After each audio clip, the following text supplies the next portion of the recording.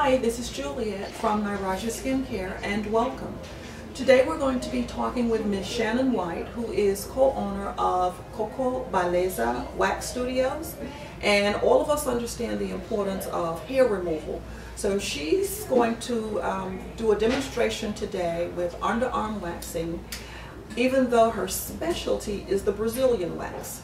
But because we can't put that on camera, we're going to just talk about waxing in general, the Brazilian wax, what it is, how it's performed, and we're going to allow you to see exactly how she works within her studio. We're in the confines of a salon studio environment where we have primarily hairstylists that are set up in their own individual spaces, and Shannon is the wax specialist within this particular spot. So join us as we talk to Shannon about waxing and hair removal. This is Juliet, and I'd like for you to meet Ms. Shannon White. I told you a bit earlier that we would be talking with her about hair removal, and what she's going to discuss with us today is how to actually remove hair through waxing. So Shannon, welcome. Thank you. Thank you. Hi, everybody. So my first question is twofold.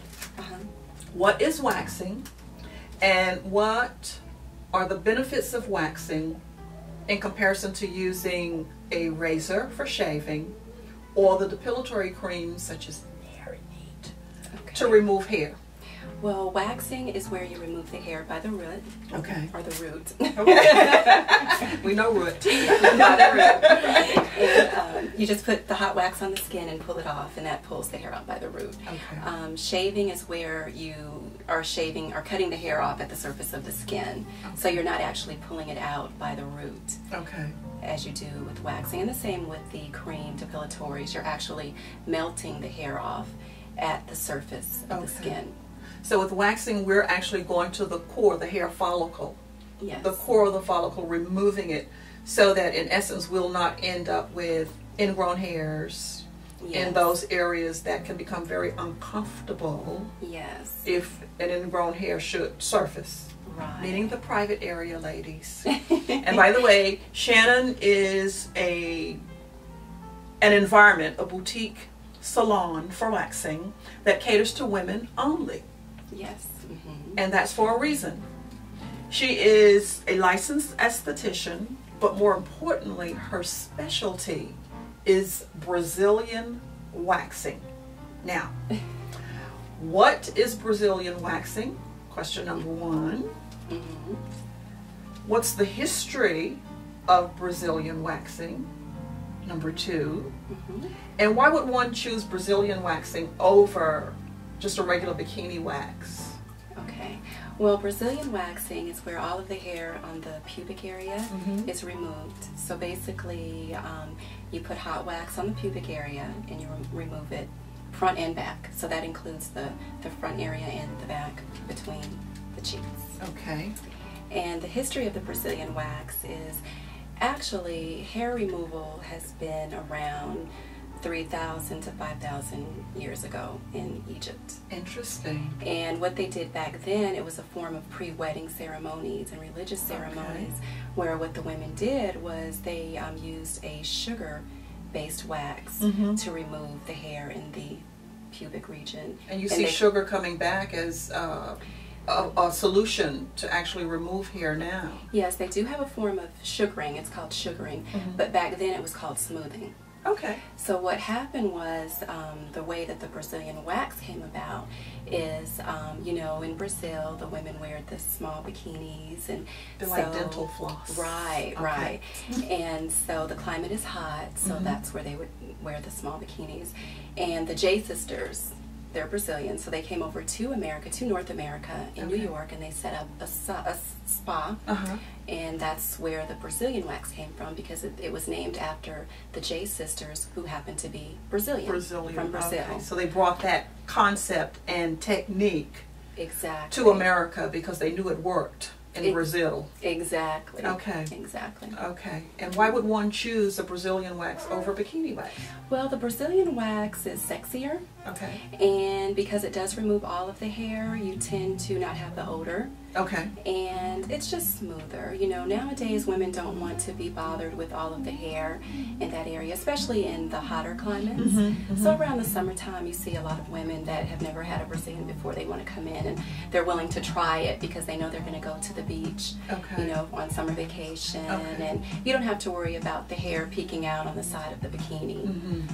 So what do you say to people who are of the mindset that, okay, you're removing all of the hair from the pubic area. If it were not supposed to be there, it wouldn't grow there. Right. Well, that goes back way to the caveman days. Where they needed, more likely needed the hair for the pheromones and, you know, the mating and everything. And warm. And warm. Okay. And warm. But nowadays, the body already produces the good bacteria to ward off any diseases or anything like that. So removing the hair actually helps to prevent holding on to that bacteria where you might get, you know, a yeast infection or something along those lines. So Brazilian waxing is completely safe. If you find an experienced esthetician that knows what they are doing, they are sanitary, and there's nothing wrong with it. Good. So what we're about to do now is have a live demonstration on a real model, and we're going to have Shannon perform the service of underarm waxing, and she'll come into that session prepping you for what the client might do before she actually sets foot into a given salon. So we'll see you right back in a bit with that. This is Juliet, and we're back with Lynette, and she's our model, and she will be available to Shannon so that you can actually see what it's like to have an underarm wax done. So Shannon, how is this important, and why would women want to wax their underarms? Well, it's the same concept. It's pulling the hair out by the root, so you're going to get a smoother effect. It's going to last longer, and the hair grows back slower and finer. Okay, so is there anything that she had to do before she got here in terms of prepping her skin for this particular service? Well, I always tell my clients not to drink any caffeine or any alcohol or take any aspirin prior to getting waxed, because that thins the blood and the skin tends to be a little bit more reactive. So a client can take ibuprofen about 45 minutes to an hour prior to getting waxed. And if they are using Retin-A, which they typically will get that from the dermatologist, they want to stop using that about 7 to 10 days prior to getting waxed. Okay. So we see that you've prepped her. This is putting like a making the area sanitized that you're about to wax. Yes. And so now explain your procedure to our audience as to exactly what you do. Well, what I'm getting ready to do now is just clean the skin of any oils or debris or deodorant. And so I'm just taking a pre-wax cleanser and just going gently over the skin, over the area that's going to be waxed. Like so. Okay.